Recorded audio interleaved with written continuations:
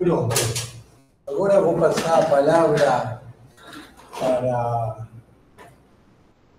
o engenheiro, terapeuta, músico, estudante de filosofia e de psicologia, com formação em psicanálise, nosso amigo Eliel. É um pouco do meu sintoma, essa coisa, né? Gente, quero agradecer, antes de tudo, a presença de vocês, né? Poxa, terça-feira de manhã aqui. E, claro, principalmente o professor Daniel, essa oportunidade de compartilhar com vocês a minha experiência da leitura do Seminário 7. O que se reúne sobre esse tema de ética da psicanálise permite-nos, mais do que qualquer outro domínio, colocar à prova as categorias através das quais, naquilo que lhes ensino, acredito dar-lhes um instrumento mais apropriado para salientar o quê? Que a obra de Freud, a experiência da psicanálise que dela decorre, trazem de novo. Então, essa já é uma promessa para o Seminário 7, né? Não só um debate sobre a ética, mas o campo da ética vai permitir mostrar qual é a novidade do Freud. O que a psicanálise traz de novo? Dá para a gente ver por vários ângulos, mas se a gente coloca um pano de fundo chamado ética, a gente destaca essa novidade da psicanálise, a peste, né, em termos freudianos. O que é a radicalidade da psicanálise a partir de um pano de fundo ético? Lacan, psicanalista francês, se propôs a fazer um retorno a Freud. Por que um retorno a Freud? Porque ele entendia que Freud havia ficado lá atrás. E a psicanálise estava avançando por um caminho muito diferente daquilo que o Freud propôs. Claro, as coisas acontecem assim mesmo, né? A partir do momento que uma ideia vem ao mundo, essa coisa vai sendo modificada, vai sendo transmitida. Mas Lacan entendeu que algo ficou para trás que é essencial, que faz a psicanálise ser psicanálise. Algumas coisas, uma delas o inconsciente. E um desses movimentos de retorno a Freud é a ênfase na palavra. Então Lacan volta a Freud dando ênfase à palavra, falando, olha, como que a coisa toda começou? Não era com as histéricas, e Ana O? E aquela coisa toda de limpar a chaminé, da fala, da importância da escuta, da associação livre, ou seja, a análise está intimamente ligada a uma ideia de fala, da palavra. E quem que entende de palavra? Quem entende de palavra? Serão os biólogos? Será as ciências naturais? Talvez, em alguma medida. Mas e os linguistas? Puxa, talvez os linguistas tenham algo a contribuir, né? E aí, Lacan vai recorrer à linguística, à lógica, à antropologia estrutural de Lévi-Strauss, à linguística do Ferdinand de Saussure, com a diferença de signos, significante, significado, desambiguando essa ideia de que o significado está ligado ao significante. Né? Então, Lacan vai aproveitar lá do Saussure e falar, olha, esse significante, na verdade, que está submetido ao significado, o significado é que manda. O significante ele só vai acompanhando. São duas coisas distintas. Lacan vai falar, não, na verdade, o significante é quem determina. E o significado emerge de uma cadeia significante. Então, ler a psicanálise freudiana a partir dessa base do inconsciente estruturado como linguagem, o que é o inconsciente estruturado como linguagem? O inconsciente não está em outro lugar, senão nas rachaduras da linguagem. Na cadeia de significante, ele emerge ali. O inconsciente é, por definição, inconsciente, não se traz à consciência. Não tem como conhecer o inconsciente. O que a gente conhece? A gente conhece as coordenadas que aparecem nos lapsos, no ato falho, na repetição, enfim. Então, o Lacan entra nesse seminário para falar de ética já com com essas noções. Já com a psicanálise, com o inconsciente estruturado como linguagem, como a cadeia significante, como as leis, metáfora e metonímia, metáfora paterna, o desejo como metonímia, o movimento metonímico, isso estrutura, muda toda a clínica. Como que o Lacan faz o retorno a Freud, mas ele faz como um mineiro. né? Eu não sei se tem algum mineiro aqui. Quando você vai visitar a família, você nunca vai de mão vazia, né? Você leva queijo, você leva mel, leva pãozinho e tal. Tudo. Você chega na família com aquela bagagem. O Lacan faz isso, ele faz esse retorno a Freud, vai visitar Freud, só que ele volta com isso aqui tudo, né? Ele volta com Saussure, ele volta com Hegel, ele volta com a lógica de Peirce. Então ele vai com essa galera toda reler a psicanálise. E claro, a gente não pode esperar purismo disso, né? Ele vai reinventar um monte de coisa. Ele vai dizer que não. Ele vai dizer que a contribuição dele foi uma, que a gente vai ver mais para frente aqui. Bom, os seminários aconteciam de maneira oral. Então, o Lacan ia falando, a galera ia anotando. Quem pegou, pegou. Quem não pegou, isso aqui já é a transcrição organizada dos alunos, principalmente do genro do Lacan, o Jacques Alain Miller, que também organizou o sumário. Então, esse sumário aqui, eu poderia me guiar por ele, né? É um bom sumário, mas é como se fosse escrito pela IA. Você confia, mas desconfiando. Que o Lacan organizou assim. A forma de colocar em sumário já é uma maneira de ler o seminário, percebe? Então, claro, Jacques Alain Miller ele é um cara competente, né? Enfim, mas ele tem um viés dele, né? Então, só para lembrar que essa organização do seminário passa por várias mãos.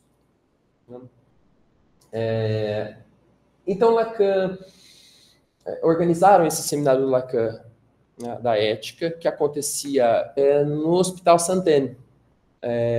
E começou no Hospital Sainte-Anne, depois foi para a École Normale Supérieure, a convite do Althusser. A convite do Althusser.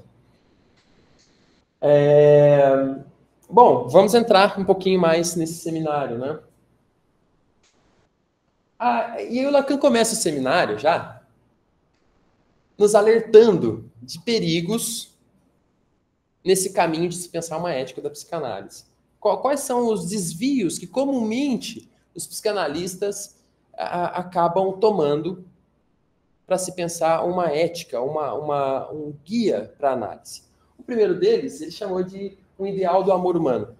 O ideal de amor genital, amor que é suposto modelar sozinho uma relação de objeto satisfatória. Ele chamou de amor médico. A ideia de 5 linguagens do amor, homens são de Marte, mulheres são de Vênus, entendeu? Se você souber fazer relação, tá tudo resolvido. A ideia é o amor humano, essa conexão, e a análise serve para isso, para você fazer melhores relações. E no momento que você souber fazer relação, uma relação menos violenta, você vai ficar lindo quando dá o match, né? As metades da laranja. Aí o Lacan ironiza, né? Freud lhe diz algo como isso. Depois de uns 30 anos de experiência e reflexão, continuava havendo um ponto sobre o qual fico sem poder dar resposta, que é o que era a mulher? Muito precisamente, o que ela deseja? Dá para pensar assim também, né? No termo em alemão. Ou seja, mesmo Freud, com tantos anos de trabalho, ele ainda não sabia exatamente o que deseja a mulher. O que era a mulher? Remetendo a uma ideia de relação. O que quer o outro? Numa relação, o que se espera de mim? A relação é muito mais complexa. E, pelo contrário, relação implica tensão, implica complexidade, implica elaboração. Então, está longe de um ideal de amor humano, né? De que é impossível viver sozinho, né? Então, a análise não vai por aí. Ele está dizendo, olha, a análise não vai por aí, não é um ideal de amor humano. O outro ideal, o ideal de autenticidade. Esse é muito comum. A onda agora é ser autêntico. Entendeu? Você faz análise para quê? Para se livrar dessas imposições da sociedade, da sua mãe, do seu pai, e você ser mais você. Porque não tem nada melhor do que ser você, né? Concorda? Ser você é uma delícia, né? Eu tô piscando assim, né? É uma coisa assim, fácil, né? Porque quando você está no seu caminho, tudo flui. Você é você, né? Bom, o Lacan vai falar, essa ideia não é de toda ruim, porque se a gente for pensar na psicanálise, é uma coisa de desmascaramento mesmo. A gente tem um problema aí. Não é desmascarar, não é tirar as camadas. Então, por que a psicanálise não chegaria nessa coisa de tirar camadas num eu autêntico, num núcleo? Pode não ser um ego forte, bombado, assim, mas pelo menos um egozinho ali que você fala, não, pelo menos ele tá, né? Esse é meu. Eu posso chamar de meu. Esse algo harmonioso, essa presença plena, cujo déficit podemos, como clínicos, tão finamente avaliar, claro, a gente vê isso na análise, né? Não está a meio caminho daquilo que, para ser obtido, exige que nossa técnica pare. Essa que chamei de técnica do desmascaramento. Esse algo harmonioso não exige que a técnica pare, porque se ela não para, você vai descascando, tirando as camadas da cebola, uma hora você chega no nada, né? Você chega no vazio. Então, em algum momento, você tem que parar a análise. É o fim de análise. Na hora que você achar que o cara tá legal, assim, autêntico, fala, bom, ficamos por aqui, tá na hora de você ir para o mundo. Esse é um outro ideal. Então, a gente tem o ideal do amor humano, né? Que é o ideal de completude, que é o ideal de complementariedade, que o Lacan vai ver isso lá na frente depois, né? Nas formas da sexuação, que nos trata de uma complementariedade. O ideal de autenticidade, que remete à ideia do ego psychology, né? De um ego forte. E o ideal de não dependência, ou de profilaxia da dependência, né? Ele chama também, não sei se eu coloquei, profilaxia da dependência, né? Um termo médico. Não existe aí também um limite, uma fronteira muito sutil que separa aquilo que designamos como sujeito adulto, desejável, e os modos sobre os quais permitimos intervir para que ele obtenha? Esse aqui, né, certamente somos levados, e mais especialmente os psicanalistas de criança, a invadir esse domínio. A operar na dimensão do que chamei em outro lugar, no sentido etimológico, de uma ortopedia. O analista caindo numa função importante, tem outras ocupações nesse sentido, né, de pensar a organização social da criança, de um assistente social, de um pedagogo, um professor, enfim, pensar quais são as condições ideais para uma criança se desenvolver. E o que é esse desenvolver? O que para chegar na idade adulta, o que é essa idade adulta? É uma idade que a gente não depende? É uma independência? A gente não depende de ninguém? Ou depende minimamente?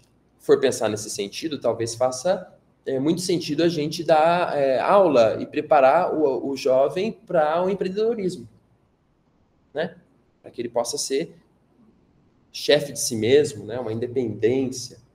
Bom, Lacan está falando, não é por esse caminho. Não é pelo caminho da independência. Porque se a gente for ver, a gente é muito dependente da relação. Não tem sujeito sem relação. Então não é por aí, por esse caminho da profilaxia da dependência. 3 ideais, o Lacan já começa lá de cara, né? Ideais equívocos, tá, gente? Vale ressaltar, não são ideias, tipo assim, olha, você pode trabalhar a clínica a partir dessas 3 éticas. Não, são ideais equívocos. Ele está falando, a ética da psicanálise não tem a ver com isso. E aí ele apresenta o programa. Qual é o programa do seminário, então? O que eu pretendo fazer nesse seminário? A questão ética, uma vez que a posição de Freud nos faz progredir nesse domínio, olha que interessante, né? A posição de Freud faz progredir no domínio da ética. Não é assim, a psicanálise está lá, a gente vai tentar ler ela a partir de um campo semântico da ética ocidental. Não. O Freud implica uma perspectiva ética por meio de uma orientação do referenciamento do homem em relação ao real. Olha o real aparecendo aí, hein? Seria legal a gente dar alguns passos atrás, né, para pensar o registro do real, simbólico, imaginário, que o Lacan já tem também, além do inconsciente estruturado como linguagem, ele tem aí também a ideia de real, simbólico, imaginário, não tão organizada como será lá na frente, no Noble Romeano e tal, mas já tem. Para conceber isso, é preciso ver que o que ocorreu no intervalo entre Aristóteles e Freud. Essa sacada dele foi genial, né? Para entender como é que a psicanálise está na ética, é preciso você compreender o que ocorreu entre Aristóteles e Freud. Só isso. Então, como se faz isso, né? Nesse período, para vocês entenderem o tamanho da encrenca que ele está se metendo aqui nesse seminário, né? Tentar ver o que aconteceu entre Aristóteles e Freud, é muita coisa que aconteceu. Minha tese é de que a lei moral, o mandamento moral, a presença da instância moral é aquilo por meio da qual a nossa atividade, quando estruturada pelo simbólico, lê-se aí linguagem, cadeia significante, correlatos, tá? Se presentifica o real como tal, o peso do real. Minha tese comporta, com efeito, que a lei moral se afirma contra o prazer.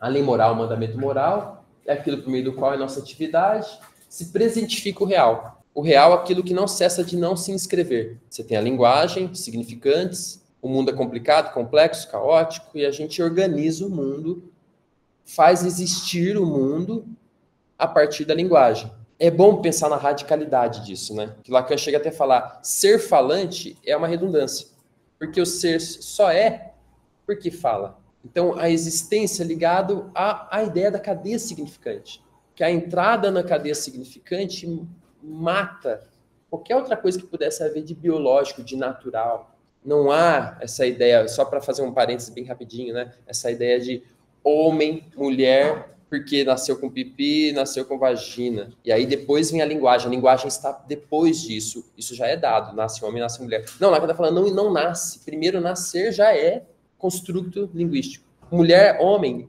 também outra construção. Pênis, vagina, outra construção. Ou seja, essa entrada na cadeia significante, né? O que ele está falando é, a lei, o mandamento moral é aquilo por meio do qual nossa atividade estruturada, como simbólico, como linguagem, se presentifica o real, essa coisa que não cessa de se inscrever, ou seja, o inconsciente emerge na rachadura. Se não cessa de não se inscrever, não se inscreve mesmo, mas a gente pode ver as bordas, a gente pode ver a maneira como os significantes se organizam ao redor disso. Bom, minha tese comporta, né, que a lei moral se afirma contra o prazer. Vamos ter isso em mente, né? O retorno a Freud, princípio do prazer, princípio da realidade. Como se dá o retorno a Freud? De várias maneiras, né? Se você der uma olhada aí nas aulas, na internet, nos livros, psicanalistas e pesquisadores falam do retorno a Freud do Lacan de diferentes maneiras. Eu vou falar de uma aqui, a mais óbvia, assim, né? No seminário, que é indo às obras de Freud. Indo às obras de Freud. Para isso, ele vai, principalmente, no projeto, no Interf, Projeto para uma Psicologia Científica, ou a neurólogos, e vai também no Além do Princípio do Prazer, a princípio. Começa aí. E pensando nessa oposição, né? Prazer e realidade.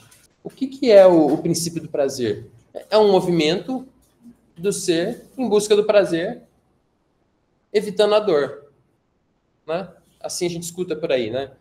O princípio do prazer se conduz o indivíduo a buscar o prazer e evitar a dor sem restrições. E a realidade? A realidade é a dura realidade que se impõe, que mostra pra gente, poxa, não é possível sempre agir pelo princípio do prazer imediatamente. Às vezes você tem que adiar esse prazer para alcançá-lo, né? Isso no senso comum, né? Se a gente for pensar. Agora, Freud, quando pensou o princípio do prazer na época dele, ele tinha um contexto científico. E talvez valha a pena a gente pensar em aproximações, por exemplo, com a primeira lei da termodinâmica. Então, você tem um delta de energia, você tem calor e trabalho. Então, você tem, por exemplo, lá um pote de vidro, né, com líquido, e esse líquido está a uma temperatura X, 100, vou colocar, sei lá, 50. E você tem outro aqui, com líquido a 100. Então, termodinâmica, temperatura está aqui, calor. Dinâmica, movimento. Né? Delta, diferença de energia. Calor é energia também, dá para medir em joules. Né? Energia. E aqui o trabalho, por quê? Porque às vezes nem tudo é um copo de vidro com calor dentro, com líquido quente dentro. Às vezes você tem uma máquina aqui. Então ela também perde ou ganha calor a depender do trabalho que ela exerce. Né? Então Freud tinha isso em mente, né? Também da época dele. Então pensar no princípio do prazer, pensar o universo, né? Com leis termodinâmicas o tempo todo. Esse texto que o Lacan vai trazer aqui do Freud, o Interf, o projeto, é um texto que não era para ser publicado. É um texto que o Freud estava num momento de entusiasmo dele, conversando com o Fliess, foi viajar, aí ele estava voltando no trem, ele puxou umas folhas de papel ali da bolsa e começou a escrever como seria uma metapsicologia científica, né? Um projeto de uma psicologia científica. E claro que ele tinha um aparato técnico da época dele, né? E ele começa a escrever esse projeto, tal, tudo engaveta, fala, não é por aí, foi fazer outras coisas, tal. Depois que o Fliess morre, enfim, a esposa, a viúva, começa a organizar os textos, as cartas que trocava com o Freud, tal. O Freud já estava meio famoso, né? Enfim, era bom ter isso. E ela mandou uma mensagem para o Freud, né? Uma carta. O Freud, você tem como mandar as cartas que você trocava com o Fliess? Eu tenho algumas aqui, mas se puder mandar as outras. Ele falou, não tenho. Deu uma de João sem braço ali e tal, deu uma enrolada nela, não mandou nenhuma. Ela supôs que ele destruía. Ou seja, ele fazia algo para mostrar que é, né, a interpretação dos sonhos. Óbvio. E tinha essas coisinhas que ele deixava ali na gaveta, mas os historiadores não deixam nada de lado, né? Então, foram atrás de obter esses textos e a Marie Bonaparte conseguiu o projeto. Né? Comprou o projeto. E o Freud soube disso. O Freud falou, puxa, olha, eu não tenho tanta grana quanto você, que é princesa aí, né? Mas eu compro pela metade do preço que você pagou. Manda para mim. Ela falou assim, não, cara, agora já era. Não, mas esse texto aí tá mal escrito. Eu fiz na correria, eu tava no trem, entendeu? Eu tava voltando da viagem, tava meio tedioso, não tinha celular, WhatsApp, essas coisas, para distrair ele, né? Então, ele começou a escrever o projeto. Provavelmente ele tinha isso em mente, porque se você pega no início do projeto, a primeira lei que ele coloca ali é uma ideia de energia, de quantidade de energia muito próxima de uma ideia da lei da termodinâmica. Ou então, quando a gente pensa lá na lei de Ohm, né? Tensão igual a resistência vezes corrente. Né? Um nível de tensão, de energia que se acumula e às vezes até aumenta se você aumenta a resistência. À medida que algo do externo, que é uma corrente, insiste em passar pelo sistema. Se você, nos sistemas elétricos, se você exagera muito, chega até a queimar o componente, né? A passagem da corrente. Então, Freud tinha essas coisas em mente da época dele e pensou como seria uma psicologia científica, então, né? Como surgiu o universo, por exemplo? Está lá a matéria inorgânica, inanimada, e de repente, por algum motivo, sei lá qual, Big Bang, eu não sei, algo animou-se ali. Uma quantidade de energia animou aquela matéria junto com outra. Só que a tendência, aqui se a gente pensar na lei da termodinâmica, se você coloca dois corpos com temperaturas diferentes, a tendência é o calor sair daqui, haver essa troca de calor e igualar. Esse que estava mais frio sobe a temperatura, não vai para 100, mas vai para alguma coisa aqui no meio. Esse que estava a 100 desce a temperatura. Né? Até que eles igualem.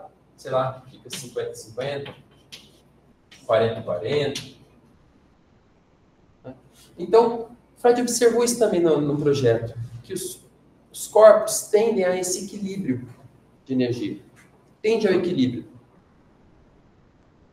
E pensando nessa ideia de equilíbrio, que essa tendência à descarga de energia para o equilíbrio, para manter um mínimo equilíbrio, como que pode ter surgido vida no mundo, no universo? Talvez assim, uma matéria inanimada, aí ocorreu um pouco de energia ali, aí ela descarregou. Um pouquinho de energia ali, ela descarregou. E assim, por centenas de milhares de trilhões de vezes. Até que em algum momento as duas animaram juntas. Aí essa que animou aqui, a tendência dela é a descarga, veio uma perturbação de fora, do ambiente externo, do ambiente. Para aumentar essa carga aqui. Só que a tendência é diminuir. A tendência é a descarga. Então, aí, um determinado corpo oferece resistência a essa excitação externa, que tenta aumentar a carga. Então, você está ali, o corpinho excitadinho e tal, com uma certa energia, você está louco para descarregar. Mas aí chega uma interferência externa, você fala, opa, pera lá, estou resistindo aqui, porque eu quero descarregar isso aqui. Eu não quero ter mais, eu não quero aumentar a carga. Mas aí acaba aumentando. Tudo bem, aumentou dessa vez, mas agora eu vou resistir à próxima. E assim a vida foi se formando. De um objeto que encontra com outro, um corpo que encontra com outro. Aí haveria dois princípios, né? Um princípio de descarga de energia, né? Esse ΔU, que é essa diferença de energia de descarga, que tende a diminuir o máximo desse delta, dessa diferença, tendendo à igualdade, ao equilíbrio, o mínimo de energia. E teria uma outra que visa a descarga e uma outra que visa manter o mínimo de energia. Essa que visa manter o mínimo de energia, a gente poderia chamar de pulsão de vida, princípio do prazer. E aquela outra que insiste em descarregar, que no fundo é isso, né? A carga é para descarregar. O telos, a finalidade é a descarga. A gente poderia chamar de pulsão de morte. Pulsão de morte não é vontade de morrer. Pulsão de morte é a descarga total, o descanso no inorgânico, descanso na pedra. Tá muito confuso, gente? Não, né? Isso nos ajuda a desmistificar essa ideia, né, da pulsão de morte que banalizou. Pulsão de morte, o cara tá usando muitas drogas, então é pulsão de morte. Cometeu um suicídio, olha lá, pulsão de morte. Devia ter elaborado essa pulsão de morte em análise, né? Ele se mutila, né, os cortes. Então é pulsão de morte. Não, a pulsão de morte tem relação, mas é mais complexo que isso. É a ideia, não de querer morrer, mas de uma descarga derradeira. Nesse sentido, os franceses estão certos, né? O orgasmo como uma petite morte. Uma pequena morte. E por que não pequenas mortes diariamente? Seria interessante pensar até num relógio, né? Que anda no sentido horário. Você pensa no ponteiro maior, um ponteiro menor, ponteiro das horas, fazendo um movimento de descarga, um movimento em direção ao mundo externo, um movimento em direção a um outro objeto onde eu possa descarregar. E o ponteiro maior, dos minutos, ou mesmo dos segundos, como uma pulsão de morte. Ou seja, por mais que o movimento seja em direção à descarga, ou então a preservação de um mínimo de energia, esse movimento em algum minuto vai voltar e tende ao zero de energia.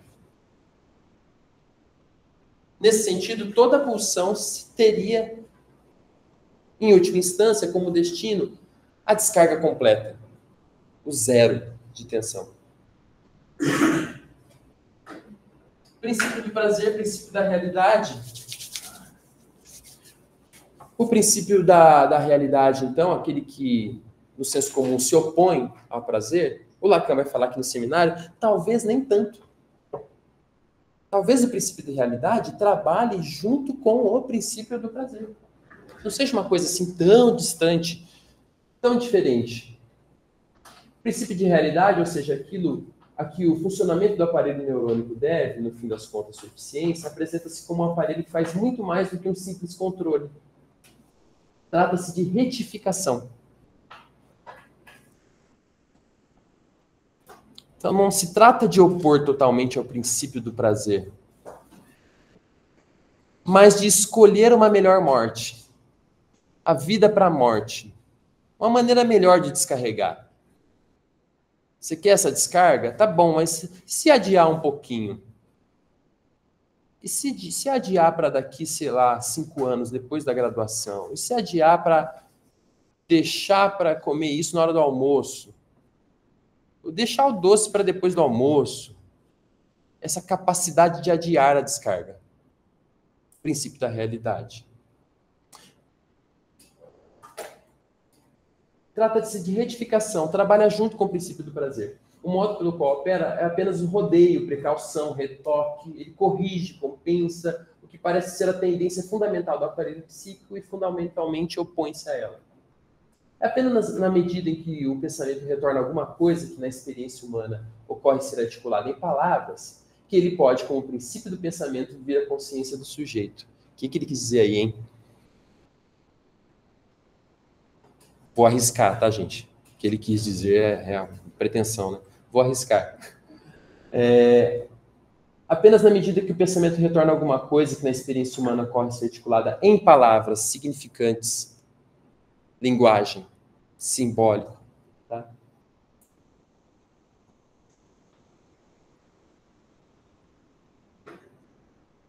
Bom, isso aqui está no seminário 7, tá? Um pouquinho aí mais para frente, no final da apresentação dele. Bom, mas lembrando aquilo que eu disse, né? Para entrar nesse seminário e pensar o princípio do prazer, o princípio da realidade, o Lacan já tem real, simbólico, imaginário, e ele tem o inconsciente estruturado como linguagem. Ele está dizendo aqui, princípio do prazer. Bom, o princípio do prazer, se a gente pensar lá no projeto do Freud, ele separa duas instâncias, né? Phi e Psi. Uma primeira instância ligada aos sentidos, aquilo que chega como estímulo, e uma segunda instância ligada mais à atividade cognitiva, pensamento, palavra. O princípio do prazer, então, a gente teria no lado do princípio do prazer, ele ligado ao inconsciente, né? Mais ligado ao estímulo externo, interno, evitar a descarga, adiar a descarga ou permitir a descarga, essa tendência que, numa leitura muito rápida e rasa do Freud, a gente vai falar, não tem nada a ver com palavras, é totalmente orgânico, é totalmente termodinâmico. Portanto, nos sentidos inconscientes. E no princípio da realidade, aí sim entra as palavras, o conhecido, as leis, as normas de comportamento, né, a relação com o outro. Bom, de um lado, o princípio do prazer, a gente tem, então, pensamento, a elaboração. E o princípio da realidade, aliás, no princípio do prazer, a gente vai ter a percepção. Mas nada que acontece na percepção se dá, senão, por significantes. Lembra que eu disse, né? Da existência? Existir é o quê? Não é algo que exista, senão alguém dizendo que existe, alguém nomeando e dando sentido ao caos, ao mundo. Então, na verdade, o princípio de prazer e realidade, eles não são assim tão separados, eles estão relacionados. Aquilo que que eu percebo, que é inconsciente, eu só percebo porque eu nomeio. Olha, eu tô com calor. Como assim você está com calor? Por que isso chama calor? Isso passa por uma cadeia de significantes. Ao mesmo tempo, a gente tem aquilo que está conhecido em palavras, mas esse que é conhecido só é conhecido porque anteriormente foi desconhecido e teve um movimento de conhecer, de nomear. Essa tentativa de circunscrever as coisas em sentido. No princípio do prazer, busco o prazer, busco o bem, busco o bem-estar. E no princípio de realidade, o que busca? Não busca nada. Ele só se opõe ao princípio do prazer. Será? Será que não tem nada no princípio da realidade? Para além dessa dicotomia, princípio do prazer, princípio da realidade. Será que não tem alguma coisa para além dessa dicotomia? Tem um professor do Lacan que escreveu um texto sobre isso, né? Além do princípio do prazer. Texto do Freud. 1920. Além do princípio do prazer. O que o Freud vai trazer ali, né? Freud atendia as histéricas, neuróticos, com o aparato do princípio do prazer. A clínica dele está lá, ele está atendendo a galera, tal, tudo. Só que ele também começou a atender os soldados de guerra, os veteranos, as pessoas que passaram por situações de guerra. E como um psicanalista, um estudioso, curioso que era Freud, ele não poderia deixar de perceber os efeitos da guerra e o escândalo que foi a Primeira Guerra Mundial. O que é isso, cara? O que leva a humanidade a fazer algo desse tipo? E isso chegava literalmente para ele na clínica, né? Então, além de todo o contexto social que ele estava inserido, também chegava na clínica.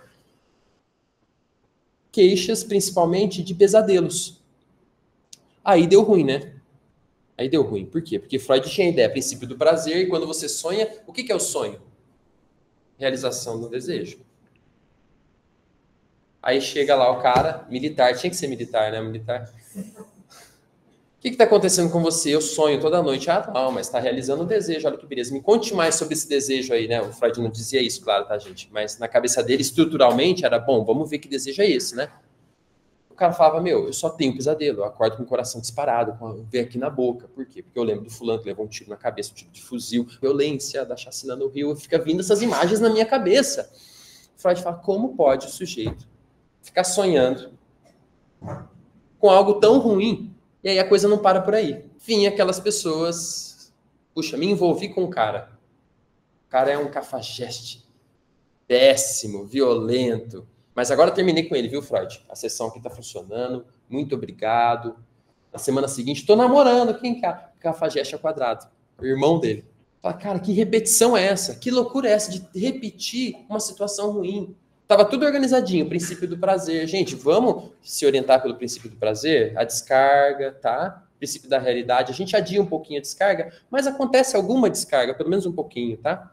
Não, a galera começou a aparecer no consultório procurando a dor, o desconforto e repetindo o desconforto. Então, Freud lança além do princípio do prazer para pensar o que é essa coisa que está para além desse princípio prazer-realidade. Que é a pulsão de morte. O que está para além do princípio do prazer? A pulsão de morte. Que insiste em voltar a um estado inicial. Um suposto estado. Bom, então o que tem ali no princípio da realidade? Para além do princípio da realidade?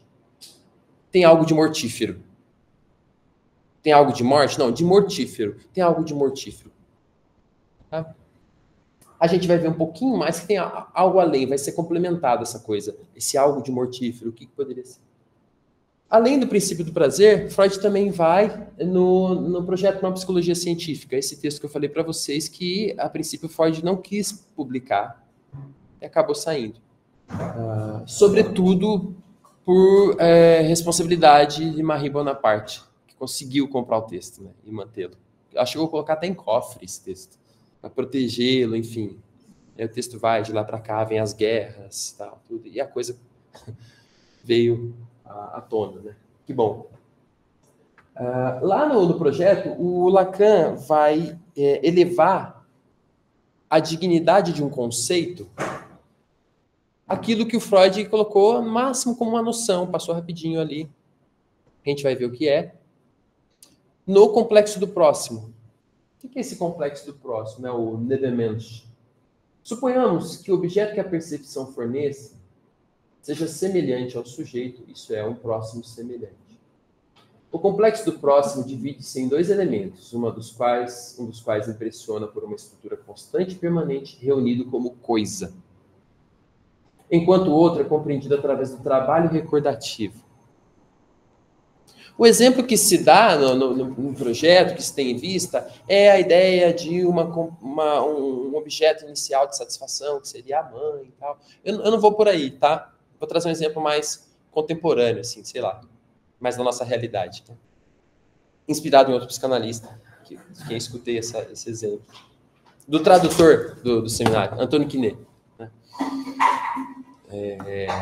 Ele diz assim, imagine você que passa uma mulher ou um cara, enfim, aí você fala, nossa, meu, que gata, meu, gostei, que linda, velho, olha aquele cabelo, olha os olhos dela, o jeito que ela se veste, né? Então ela é alta, magra, com cabelo assim bem cheio, cacheado, você fala, nossa, que linda, eu gostei pra caramba, tem uma coisa, deu uma química, né? Aí passa outra depois, em outro momento. Morena, baixinha, corpo maior. Você fala, nossa, que mulher linda, cara. Olha só como ela, né? A cor de pele dela, o cabelo dela lisinho, assim, descendo bem juntinho, os olhos escuros como jabuticaba, tal. Essa coisa que me lembra uma coisa um tanto de peruana, né? Uma coisa mais... uma mulher peruana, tal. Tem uma coisa aí. O que é? Não sei, cara, é uma coisa. É uma coisa. Esse tchan, né? Essa coisa que escapa. Tem todos os atributos, os adjetivos, né? E você pode separar isso Falar, não, aquele ali tem... Mas no fundo é ser humano, é pessoa, entendeu? Então, pessoa tá tudo certo. Mas tem alguns casos que não é a pessoa, por ser pessoa, tem uma coisa. É essa coisa que o Freud identifica no complexo do próximo, que o Lacan vai pensar e falar, elevar ao conceito. O Freud falou, aqui temos o conceito. O que está em Freud é bem desse jeito, é um passant, assim, ó, permanece reunido como coisa. Aí o Lacan fala, opa, coisa? Como assim coisa? Gostei. Das Ding, a coisa. Diferente de Sache. Lacan também traz isso aqui, essa diferença desses dois termos em alemão, né? Das Ding é a coisa, die Sache também é a coisa.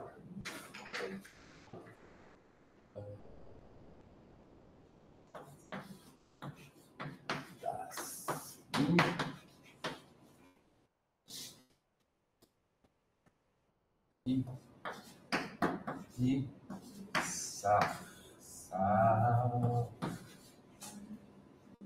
Daniel, tem E no final? Die Sache é. Die Sache.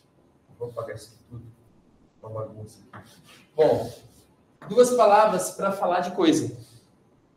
Né?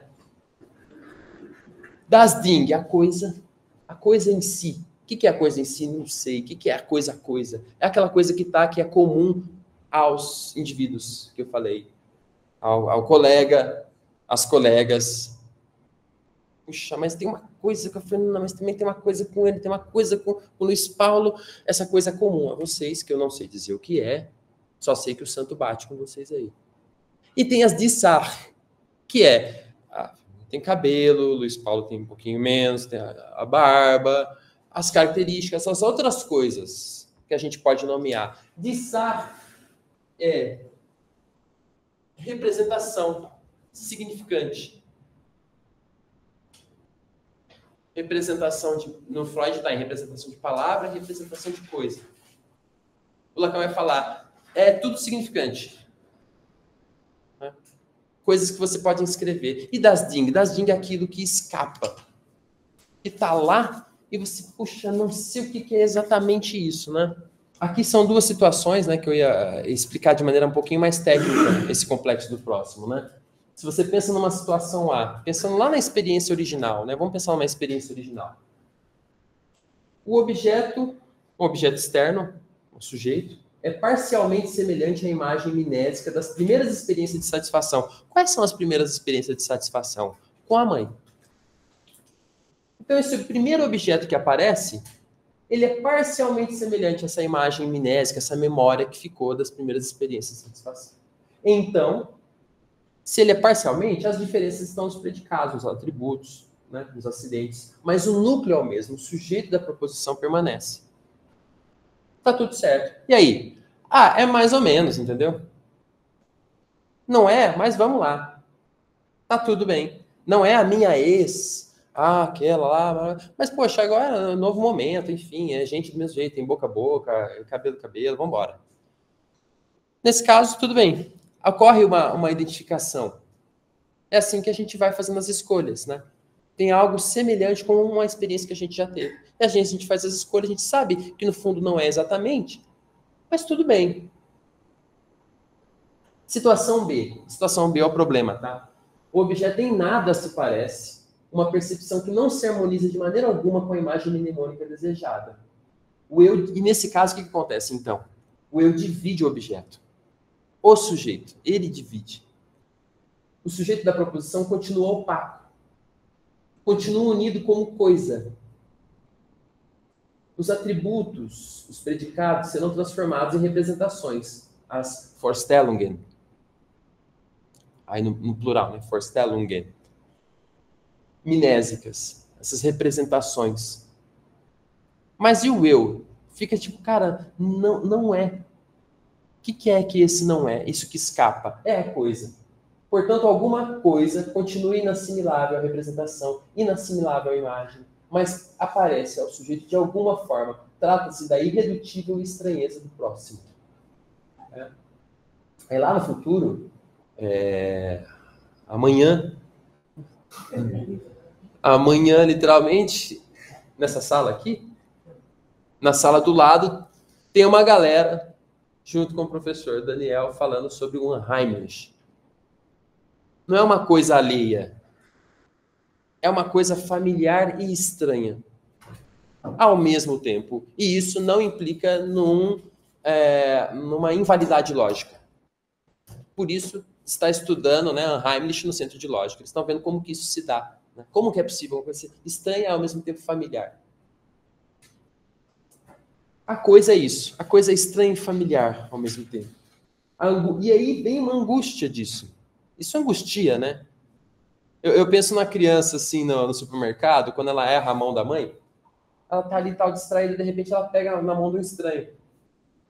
Já viram essa situação, né? Divertida. A criança olha assim, Unheimlich, entendeu? É tipo, é mamãe, porque a mão é quente na altura da mão da mamãe, mas não é mamãe, é tipo, para o mundo que eu quero descer, não tô entendendo o que é isso. A verdadeira alteridade vem daquilo que nos é mais familiar, já que ela embaralha a divisão entre diferença e identidade, próximo e distante, eu e outro. Ou seja, esse Das Ding está intimamente relacionado com a dimensão da identificação, os processos de identificação, que a gente vai ver também, dá para ver a partir disso. Isso já dá para vocês uma noção da importância desse seminário, tá, gente? Da centralidade disso na obra, tanto do Freud quanto do Lacan, principalmente da leitura de Lacan sobre Freud, né?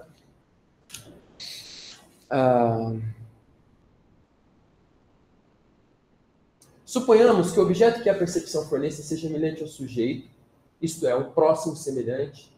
Será que eu voltei? Não, né? O complexo do próximo se divide em dois elementos, ou seja, essa situação A e B, elas acontecem juntas, por isso o complexo. Né? Não é uma situação assim, tem uma identificação que ela é pura, que é uma maravilha, acontece assim, sem ruídos. E a outra que é problemática, a situação B. Não, o complexo do próximo é esse. Ele se dá sempre com essas duas dimensões.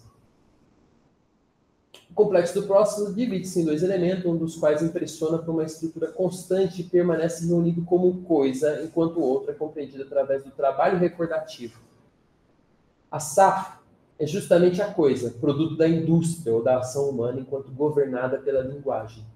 SAF e Orff estão, portanto, estreitamente ligados, formam um par. Das Ding situa-se em outro lugar. O Ding, como friend, estranho, e podendo mesmo ser hostil num dado momento, olha isso, né? Pode ser hostil. Em todo caso, como primeiro exterior, é em torno do que se orienta todo o encaminhamento do sujeito. Em torno do que se orienta todo encaminhamento do sujeito. Né?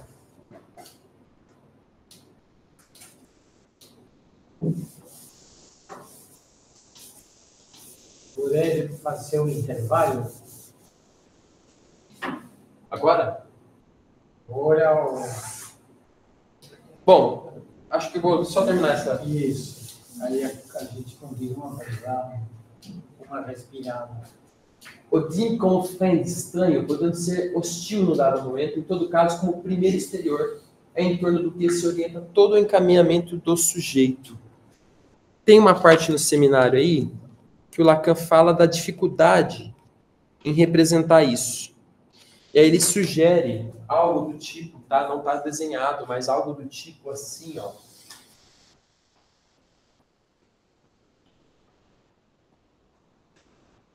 E aqui, isso aqui, vou até limpar aqui, ó. Para além da lousa, pensa num pneu, numa câmara de ar, um toro. Né? Aqui está a coisa das Ding, em torno do qual se orienta todo o encaminhamento do sujeito. Se orienta todo o encaminhamento do sujeito. O que é esse encaminhamento do sujeito?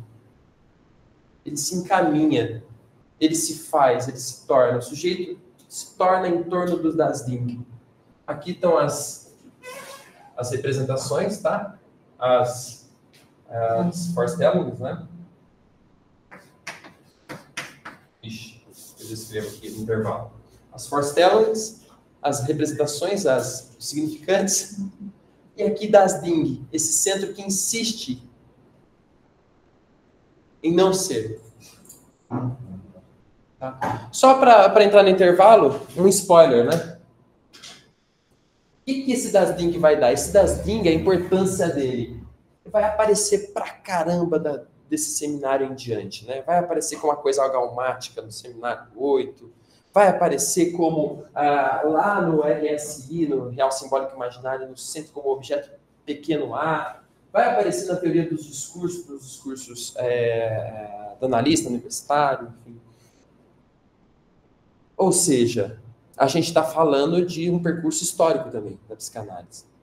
E o Lacan vai dizer, a minha contribuição para a psicanálise, eu não fiz nada, tá, gente? Só cheguei aqui, fiz uma leitura do Freud com vocês, e a minha única contribuição foi esse objeto pequeno a.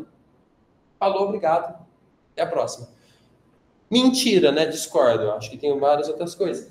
Mas a importância disso que vai ser lá na frente o objeto A, que agora aqui está sendo gestado, está nascendo como das Ding, a coisa. Intervalo? Bom, Ei. vamos mais um pouco. Mais um pouquinho. Agora a gente vai falar sobre a coisa, depois Aristóteles, depois Kant, Sartre. A gente passa também pela tragédia grega, entrando em Antígona, volta para a ética da psicanálise. E acho que tá bom, Felipe. Né? O que Eliel trouxe aqui foi uma experiência de leitura.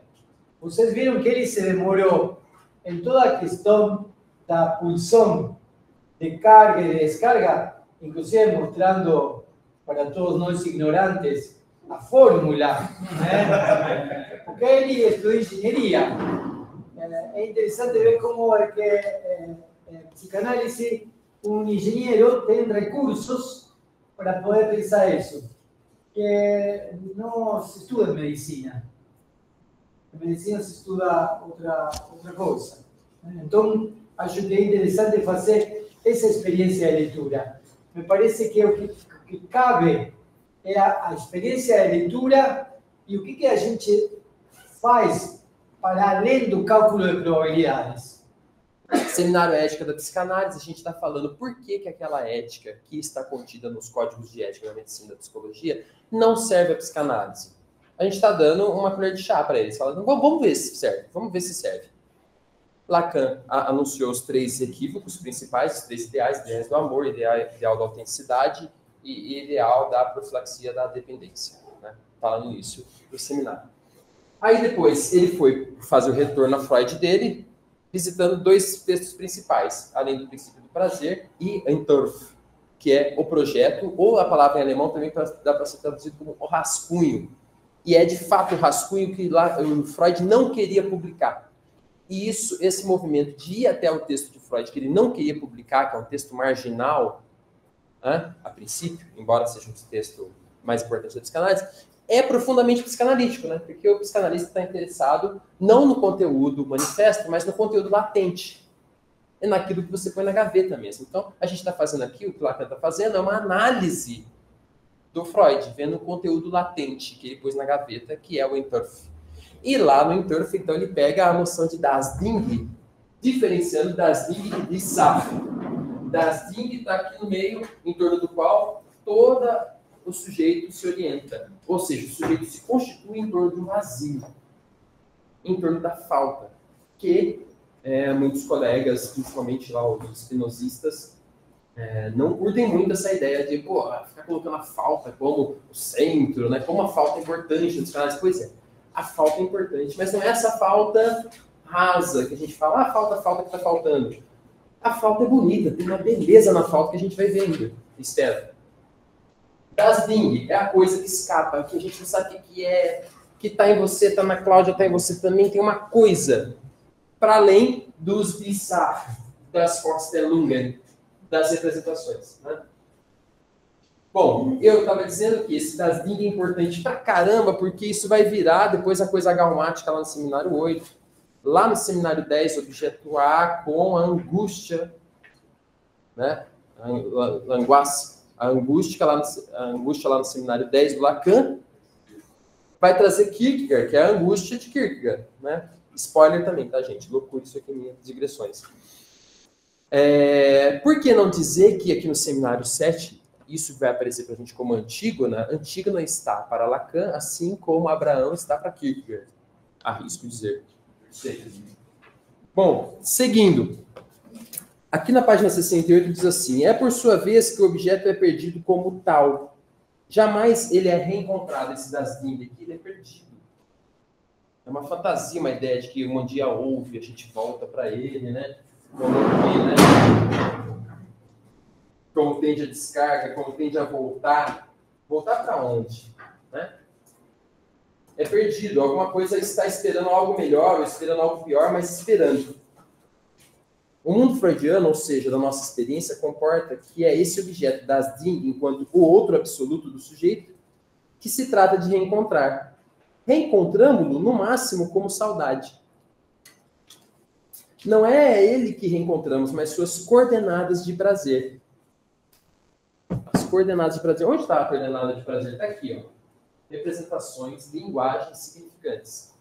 E o inconsciente? O inconsciente é um negócio mágico, que está para além, no mundo metafísico. Não, o Lacan vai falar, o inconsciente, a gente não sabe onde ele está, a gente pega ele na linguagem. Ele se manifesta estruturado como linguagem. Aqui, ó. O real, no Freud, é todos os sucedâneos da pulsão de morte. Essa coisa que não cessa de se escrever. Além da página 68, lá na página 89, só para reforçar bastante esse das Ding, tá? Porque o seminário 7 vai ser o Lacan perguntando o tempo todo aonde está das Ding. Né? Lá na página 89. Desde logo, basta escrevê-lo desta forma, neste quadro, colocando das Ding no centro, e em volta o mundo subjetivo do inconsciente, organizado em relações significantes, para vocês verem a dificuldade de sua representação topológica. Aqui, mais um spoiler, né? Aqui Lacan não está falando de touro ainda, né? De topologia. Mas dá para pensar isso aqui como um touro. Mais para frente ele vai pensar, inclusive, né? Como um pneu. Né? E aí a gente pensa naquele relógio, lembra que eu falei para vocês do ponteiro da hora, ponteiro de segundos? Pensa nisso aqui, né? Vai fazendo um movimento, não sei o que é que tem no outro, não sei o que é que tem no outro. Puxa, eu vou em direção a isso, mas eu contorno e volto, contorno e volto, contorno e volto, contorno e volto. Isso incessantemente. Das Ding está justamente no centro, no sentido de estar excluído. Que página? Página 89 da versão do Zahar. Essa daqui. Está no sentido de excluído. Então, alguém de fora, alguém entrando nessa sala agora, olhando aqui, fala assim, olha lá, o cara desenhou um círculo dentro do outro círculo, portanto, esse aqui pertence. Pertence tá dentro, mas está fora. Como que a gente chama isso? Vamos inventar uma palavra. Éstimo. Fora e dentro ao mesmo tempo. É íntimo e, ao mesmo tempo, alheio, fora. Não foi eu que inventei isso, né? Lacan usa esse termo, éstimo, para representar aquilo que, ao mesmo tempo, é exterior, está no outro. Essa coisa, puxa, o Luiz Paulo tem uma coisa, nossa, Cláudia tem uma coisa, está nela mesmo, e ao mesmo tempo está em mim, é aquilo que tem de mais íntimo e ao mesmo tempo externo. Por isso que a psicanálise é profundamente relacional. Alguém vai dizer, a psicanálise, essa coisa do divã é muito individualista, é muito do indivíduo, não tem uma perspectiva crítica social. É profundamente social. Não há sujeito sem das Ding, porque o sujeito se encaminha em torno dos das Ding, e não há das Ding sem o outro. O outro da linguagem, né? E por que não os pequenos outrinhos aqui das relações. Tá? Bom, prosseguindo, onde está a coisa, então? Se a gente fala que tem que ir de Aristóteles a Freud, onde está a coisa em Aristóteles? Falar de ética, não tem como falar de ética sem Aristóteles, né? Muito embora Lacan tenha falado de ética sem falar de Spinoza, que é uma coisa que eu acho curiosa. Assim, mas ele disse que o desejo de Spinoza é o desejo dele. Eu sei que é meio complicado, mas é porque é da ordem do conatus. Quando Spinoza fala de conatus, Lacan disse é isso que eu estou falando quando falo de desejo. Onde eu faço? No seminário 10 eu acho que fala, mas é fácil encontrar. E tem uma... Conatus é um elemento fundamental nesse Lacan para poder entender o desejo. Bom, onde está a coisa, então, em Aristóteles, né? Vamos lá em Aristóteles. Ética Nicômaco. O caráter brutal é raro entre os seres humanos. Caráter brutal. O Freud vai falar, não é tão raro assim, não. Os caras estão sonhando todo dia que tendo pesadelo com guerra. O outro ali tem uma maldade que não se explica. Não é igual uma cobra, né? É muito comum falar disso. Não, a cobra pode ficar tranquilo, ela só vai picar você se ela for ameaçada. O problema é que a gente nunca sabe quando a cobra está se sentindo ameaçada, né? O ser humano não. Freud sacou isso. O ser humano não é igual o bicho, assim, só não ameaçar que ele não agride ninguém. Não, o ser humano é gostoso ir lá né, explorar a mais-valia do outro, do trabalho do outro. É gostoso torturar, né? Ainda mais quando você tem um álibi assim. São traficantes que estão tomando uma região, a gente vai lá, puxa vida, a gente teve que matar, né? Aí você vê uns vídeos alheios, assim, meio marginais, dos caras celebrando, curtindo aquilo, é gostoso, né? Como é bom, né? Estourar uma cabeça. O Freud sabe, falou, tem essa coisa esquisita. Que é o caráter brutal aqui no Aristóteles, né? É encontrado, porém, com maior frequência entre os bárbaros. Entre nós, não. Nós somos os mocinhos. Em alguns casos, também ocorre como resultado de doenças ou deformidade, entendeu? Isso aí tá fora da ética, cara. Não é ético, é rude. Não. A pessoa incontinente, ela não se contém, né? Faz coisas que sabem serem más sob influência de seus desejos. Olha só, sob influência dos desejos. Não é o mesmo desejo que Lacan aqui, né? São inclinações, são apetites, né? Enquanto a pessoa continente, aquela que se contém, sabendo que seus desejos são maus, recusa-se a segui-los. Aí Lacan vai dizer, em sua obra, 2 pontos que nos mostram um registro inteiro do desejo por ele colocado literalmente fora do campo da moral. Depreciação do desejo, a modéstia, a temperança, essa via mediana que vemos, então, tão notável em Aristóteles. Que via mediana é essa? A via do desenvolvimento da arete, da virtude, que visa o quê? O bem supremo, né? Que visa o ortologos. Né? O ortologos dita o correto agir, o agir reto, o ortologos aristotélico. Lacan vai dizer, a ética nicômaca é fantástica, leiam, nem que seja para vocês verem a diferença da ética do Aristóteles para a nossa da psicanálise. Fala, leiam, porque vale muito a pena. A história, literalmente, do cenário 7, tá, gente? Essa é a recomendação. Mas para ver a diferença. Por quê? Porque uma ética da psicanálise, se a gente está falando que essa coisa aqui, das Ding, é assim tão importante, uma ética da psicanálise precisa conter das Ding. Precisa levar em conta essa coisa que escapa, essa coisa que vai para além do princípio do prazer. Essa coisa que tem algo de mortífero, né? Essa coisa tem algo de mortífero, como a gente viu com a pulsão de morte, né? Bom, em Aristóteles isso não tá lá. É colocado como bestialidades, como aquilo que escapa de uma ética, é uma bestialidade. A mesma pergunta ele vai fazer para Kant. Onde que está a coisa em Kant? Né? Aí a gente vai aqui, né? No Kant, uma ação por dever deve pôr à parte toda influência da inclinação. A gente já viu, né, até aqui nas aulas precedentes, a moral em Kant. E com ela todo o objeto da vontade. Nada resta para a vontade que possa determiná-la, senão objetivamente a lei e subjetivamente puro respeito por essa lei prática, mesmo com derrogação de todas as minhas inclinações. A gente sabe, porque se você for pelas inclinações, você está submetido a uma causalidade natural, né? Então tem uma situação no mundo externo, um objeto que te estimula, por isso uma causa natural que levou você a agir. O que a gente está falando em Kant é de uma causalidade livre. Uma causalidade livre, a partir do uso da razão, tá? Que leva a não somente agir conforme a lei, mas em amor à lei, por ela. E essa lei não é um objeto, mas é uma forma. A forma da lei se expressa no imperativo categórico.